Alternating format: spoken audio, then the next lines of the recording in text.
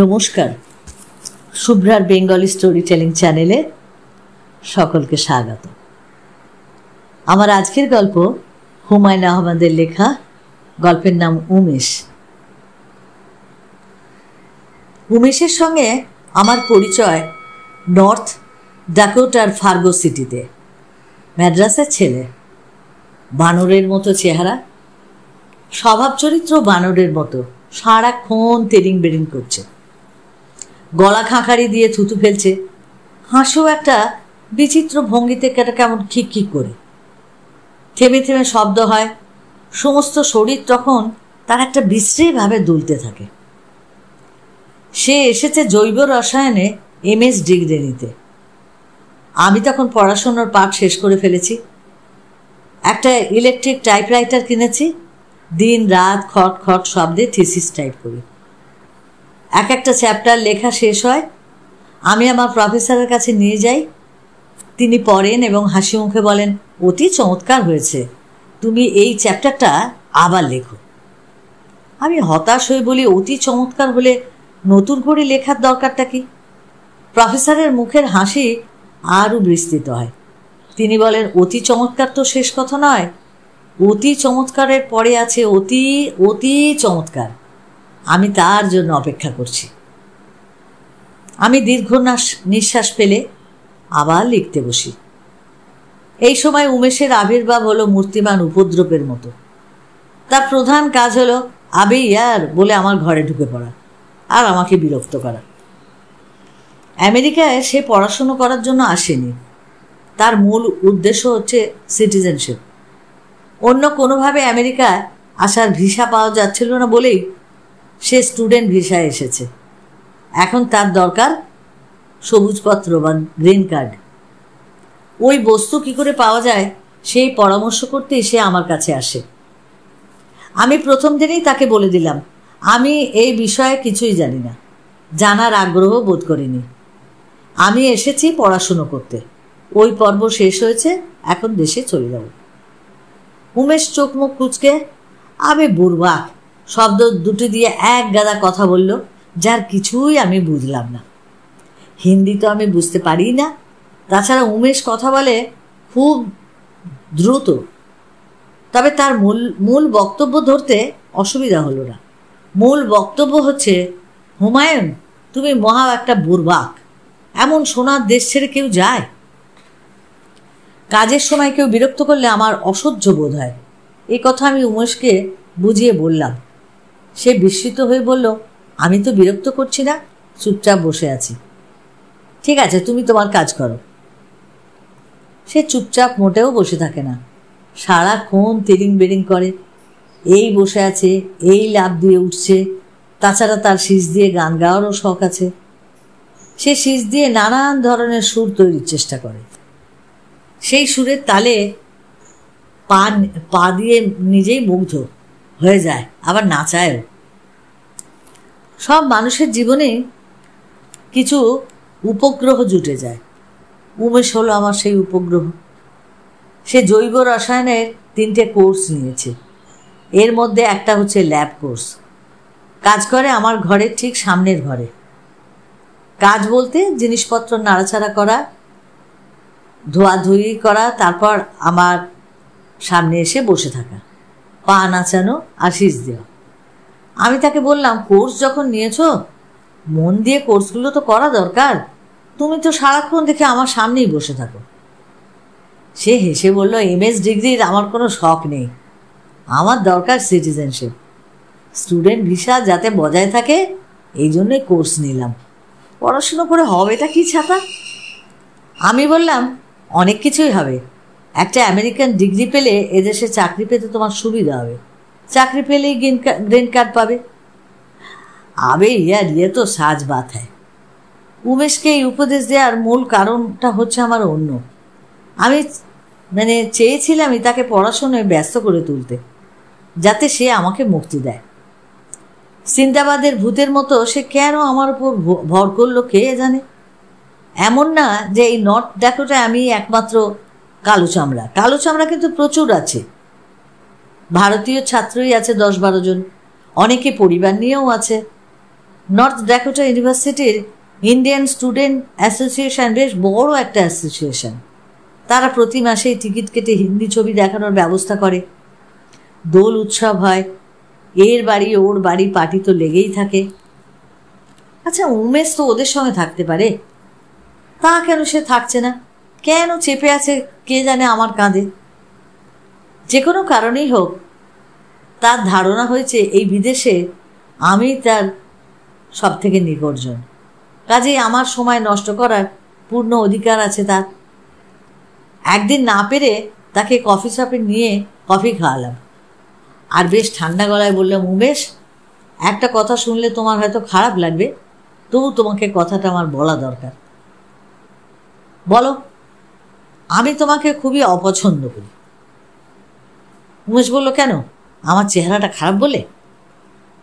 আমি কি বলবো ঠিক বুঝতে পারলাম না। উমেশ বলল, আমার চেহারা খুব খারাপ তা আমি জানি। স্কুলে আমার নাম ছিল ছোটে হনুমান, কিন্তু চেহারা তো বন্ধুত্বের অন্তরায় হতে পারে না। কি ভুল বলেছি? না, ভুল বলনি। আমি তোমাকে খুব বিরক্ত করি তা আমি জানি। কি করব বলো, আমার ভালো লাগে না। ল্যাবে কাজ করতে আমার ভালো লাগে না, পড়াশুনো করতেও ভালো লাগে না। আমার সামনে বসে শীষ দিয়ে গান গাইতে খুব ভালো লাগে। শোনো উমেশ, আমি একা একা কাজ করতে খুব পছন্দ করি। তুমি যে আমার সামনে বসে থাকো, এতে আমার কাজ করতে খুব অসুবিধা হয়। ও আচ্ছা আচ্ছা, আমাকে থিসিস লেখার কাজটা খুব তাড়াতাড়ি শেষ করতে হবে। আচ্ছা, তুমি যদি আর আমাকে বিরক্ত না করো তাহলে খুব ভালো হয়। উমেশ কফির মগ হাত দিয়ে সরিয়ে উঠে চলে গেল। একবার ফিরেও তাকালো না। আমার খানিকটা খারাপ লাগলেও মুক্তির নিঃশ্বাস ফেললাম। আসলে মুক্তি পেয়েছি কিনা সে ব্যাপারে আমি অবশ্য নিশ্চিন্ত হতে পারছিলাম না। মুক্তি পেলাম। উমেশ আর আমার ঘরে আসে না। তার সঙ্গে দেখা হলে সে চোখ ফিরিয়ে নেয়। আমার সামনের ল্যাবে সে রোজই আসে, একা একা কাজ করে, করিডোরে দাঁড়িয়ে উদাস মুখে সিগারেট খায়। আমার সাড়া পেলে চট করে ল্যাবে ঢুকে যায়। মাঝে মাঝে আমার মনে হয় এতটা কঠিন হয়তো আমি না হলেও পারতাম। মাসখানেক পরের কথা, নিজের ঘরে বসে কাজ করছি, হঠাৎ ফায়ার অ্যালার্ম বেজে উঠল। আমি তো খুব বিচলিত হলাম না, কারণ এখানে কিছুদিন পরপরই ফায়ার ড্রিল হয়। অ্যালার্ম বেজে ওঠে, তখন ছুটে ঘর থেকে বের হয়ে মাঠে দাঁড়াতে হয়। ফায়ার মার্শাল আসেন, পরীক্ষা করে দেখেন জরুরি অবস্থায় সব ঠিকঠাক থাকবে কি না। আজও নিশ্চয়ই তেমন কিছু হচ্ছে। আমি বিরক্ত মুখে ঘর থেকে বের হলাম। অকারণে খোলা মাঠে খানিকক্ষণ দাঁড়িয়ে থাকতে হবে। প্রচণ্ড শীতে মাঠে দাঁড়িয়ে থাকা কোনো সুখকর অভিজ্ঞতাও নয়। করিডোরে এসে আমাকে থমকে দাঁড়াতে হলো, কারণ আজকের যেটা ফায়ার ড্রিল নয়, এটা পালে বাঘ পড়েছে। এবার সত্যি সত্যি আগুন লেগেছে। ধোঁয়ার কুণ্ডলি বের হচ্ছে উমেশের ল্যাব থেকে। সাদা ও কালো ধোঁয়ায় জটিল মিশ্রণে হতভম্ব হয়ে দাঁড়িয়ে আছে উমেশ। আমি আঁতকে জমে গেলাম। ল্যাবে আগুন মানেই ভয়াবহ ব্যাপার। প্রচুর দাহ্য বস্তুতে ল্যাব তো ভর্তি থাকে। বোতলে ভরা থাকে ফসফরাস, জার ভর্তি তীব্র গাঢ়ত্বের অ্যাসিড, আছে নানান ধরনের অক্সিডাইজার। এরা মুহূর্তের মধ্যে আগুন ছড়িয়ে দেবে। ল্যাব অগ্নিকাণ্ড সবসময়ই একটা ভয়াবহ হয়। প্রায়ই দেখা যায় এসব ক্ষেত্রে শুধু ল্যাব নয়, পুরো বিল্ডিংটাই উড়ে যায়। আমি লক্ষ্য করলাম আমেরিকান ছাত্রছাত্রী এবং শিক্ষকেরা ছুটে বের হয়ে যাচ্ছে। চারিদিকে একটা তীব্র আতঙ্ক। বিল্ডিংয়ের বৈদ্যুতিক দরজা আপনা আপনি বন্ধ হয়ে যাচ্ছে। আমার নিজেরও ইচ্ছা হলো ছুটে বের হয়ে যাই, কিন্তু ল্যাবে উমেশ একা। সে গরুর মতো বড় বড় চোখে আমার দিকে তাকিয়ে আছে। আমি চিৎকার করে বললাম, দেখছোটা কি? আরে বের হয়ে এসো। উমেশ বিড়বিড় করে কি যেন একটা বলল। সে নড়তে পারছিল না। উমেশের কি হয়েছে সঙ্গে সঙ্গে বুঝলাম। তীব্র আতঙ্কে রিগ্রাস মর্টিসের মতো হয়। শরীরের সমস্ত মাংসপেশিগুলো তখন শক্ত হয়ে যায়। মানুষের নড়াচড়ার ক্ষমতা থাকে না। আমি চিরকালের ভীতু মানুষ, কিন্তু সেদিন অসীম সাহসের কিংবা অসীম বোকামির পরিচয় দিয়ে ল্যাবে ঢুকে পড়লাম। প্রথম চেষ্টা করলাম উমেশকে টেনে বার করতে। পারলাম না, তার শরীর তখন পাথরের মতো ভারী। উমেশ বলল, তুমি থেকো না, তুমি বের হও, এক্ষুনি এক্সপ্লোশন হবে। প্রাণী হিসাবে মানুষের অবস্থান আসলে অনেক ওপরে। আমি এই অসহায় ছেলেটাকে একা ফেলে রেখে বের হতে পারলাম না। আমার বুকের ভেতর থেকে কেউ একজন বলল, না তুমি তা পারো না।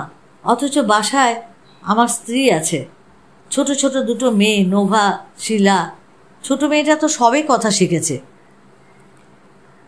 প্রচণ্ড বিপদে আল্লাহকে ডাকতে হলো। সূরা পড়তে হয়। আমার কোনো সূরা তখন সেই মুহূর্তে মনে পড়ছে না।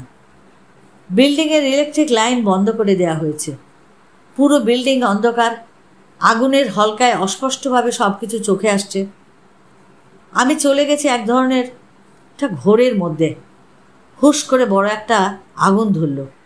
তার আলোয় চোখে পড়ল দেয়ালে বিরাট একটা কেমিক্যাল ফায়ার এক্সটিংগুইশার। সাধারণত ল্যাবের আগুনে এদের ব্যবহার করতে হয়। কিভাবে এদের ব্যবহার করতে হয় তাও জানি না। গায়ে বড় বড় অক্ষরে নির্দেশনামা আছে। চেষ্টা করা যাক। আমি ছুটে গেলাম ফায়ার এক্সটিংগুইশারের দিকে। নির্দেশ নাম্বার 1, বড় লিভারটা টেনে নিচে নামাও। কোনটা বড় লিভার? দুটোই তো একরকম লাগছে। নির্দেশ নাম্বার 2, ছোট লিভারটায় কাউন্টার ক্লক ঘোরাও। কাউন্টার ক্লক মানে কি? ঘড়ির কাঁটার উল্টো দিক। ঘড়ির কাঁটা কোন দিকে ঘোরে? আশ্চর্যের ব্যাপার। ফায়ার এক্সটিংগুইশার চালু করতে পারলাম। এই অদ্ভুত যন্ত্রটা মুহূর্তের মধ্যে পুরো ল্যাব সূক্ষ্ম সাদা ফেনায় ঢেকে দিল। আর আমরাও ডুবে গেলাম ফেনার ভেতর। আগুনটা নিভে গেল। তারও মিনিট 10 পর ফায়ার সার্ভিসের মুখোশ পরা লোকজন আমাদের দুজনকে উদ্ধার করলো। উমেশকে নিয়ে গেল হাসপাতালে।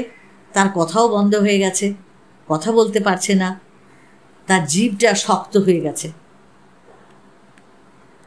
উমেশকে হাসপাতালে দেখতে গেলাম। আমি ভেবেছিলাম সে আমাকে দেখে বোধহয় আনন্দিত হবে। তা হলো না। মুখ কালো করে বলল, তুমি কেন এসেছো? তুমি তো আমাকে দেখতে পারো না। আমি তো শুধুই তোমাকে বিরক্ত করি। তুমি চলে যাও। আমি হাসলাম। উমেশ হাসলো না, চোখ বন্ধ করে পাশ ফিরল। সে আসলে আমার সঙ্গে কথাই বলতে চায় না। সে যে আমার ব্যবহারে কীরকম আহত হয়েছিল তা বুঝলাম যখন দেখলাম তাকে আগুন থেকে উদ্ধারের মতো ঘটনাতেও সে অভিভূত হয়নি। আমাকে দেখলে আগের মতোই চোখ ফিরিয়ে হনহন করে হেঁটে চলে যায়। সে নর্থ ড্যাকোটা থেকে চলে গেল মোরহেড স্টেটে। যাবার আগের দিন আমাকে একটা খামবন্ধ চিঠি দেয়া হলো। চিঠিটা তার লেখা না, তার বাবার লেখা। ভদ্রলোক লিখেছেন, জানাব, আপনি আমার মাহারা পুত্রের জীবন রক্ষা করেছেন। এর প্রতিদান আমার পক্ষে দেওয়া সম্ভব নয়। ঈশ্বর আপনাকে তার প্রতিদান দেবেন। ঈশ্বর কোনো সৎকর্ম অবহেলা করেন না। উমেশ লিখেছে, আপনি তার জন্য আপনার জীবন বিপন্ন করেছেন। আপনার থিসিসের কাগজপত্র আগুনে নষ্ট হয়েছে। আপনাকে আবার নতুন করে লিখতে হয়েছে। আমি নিজে একজন পাপী মানুষ। পাপী মানুষের প্রার্থনায় ফল হয় না। তবু আমি প্রতিদিন ঈশ্বরের কাছে আপনার জন্য প্রার্থনা করি। যতদিন বাঁচব করব। আপনি আমার ভক্তিপূর্ণ প্রণাম গ্রহণ করবেন। আমেরিকার পর্ব শেষ করে দেশে ফিরছি। হেক্টর এয়ারপোর্টে অনেকেই আমাকে বিদায় দিতে এসেছে। হঠাৎ দেখি দূরে উমেশ দাঁড়িয়ে আছে। আমাকে দেখে সে চোখ নামিয়ে নিল। দ্রুত চলে গেল ভেন্ডিং মেশিনের আড়ালে। আমি এগিয়ে গেলাম। উমেশ বলল, আমি তো তোমাকে বিদায় দিতে আসিনি। আমি যাব লস অ্যাঞ্জেলেস, তার টিকিট কাটতে এসেছি। ঠিক আছে, যাবার আগে তোমার সঙ্গে দেখা হলো, খুব ভালো লাগছে। একদিন তোমার মনে কষ্ট দিয়েছি, তার জন্য আমি ক্ষমা চাচ্ছি। প্লেনে ওঠার আগে তোমার হাসি মুখটা একবার দেখতে চাই। উমেশ বলল, আমি তোমাকে মিথ্যে কথা বলেছি। আমি আসলে তোমাকে বিদায় দিতেই এসেছি। উমেশ আমাকে জড়িয়ে ধরল। সে ভেউ ভেউ করে কাঁদছে। প্লেনে ওঠার আগে সিকিউরিটি চেকিংয়ে যাচ্ছি। বন্ধুবান্ধবরা হাত নেড়ে বিদায় জানাচ্ছে, রুমাল ওড়াচ্ছে। শুধু উমেশ দুহাতে তার মুখ ঢেকে আছে। সে তার কান্নায় বিকৃত মুখ কাউকে দেখাতে চাচ্ছে না। আসলে উমেশ খুব অভিমানী ছেলে। হুমায়ুন যখন তাকে বলল যে সে তাকে পছন্দ করে না, তার কোথাও একটা কষ্ট হয়েছিল, কিন্তু হুমায়ুনকে সে ভালোবাসত, তাই সে একটু সরে সরে থাকত। কিন্তু যেদিন হুমায়ুন আমেরিকা থেকে পুরো পাট গুটিয়ে চলে আসছে, সেদিন কিন্তু তার বুকের ভেতরের কষ্টটা চোখের জলের ধারায় সব বেরিয়ে এলো। সেদিন সে আর নিজেকে ধরে রাখতে পারল না।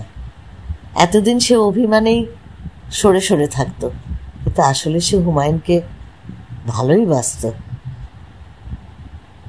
এই গল্পটা যদি তোমাদের ভালো লাগে তাহলে তোমরা অবশ্যই লাইক করো, প্রিয়জনকে শেয়ার করো, আর যারা এখনো সাবস্ক্রাইব করোনি প্লিজ প্লিজ একটু সাবস্ক্রাইব করে আমার পাশে থেকো। সকলে ভালো থেকো, অপেক্ষায় থেকো আমার পরবর্তী গল্পের জন্য।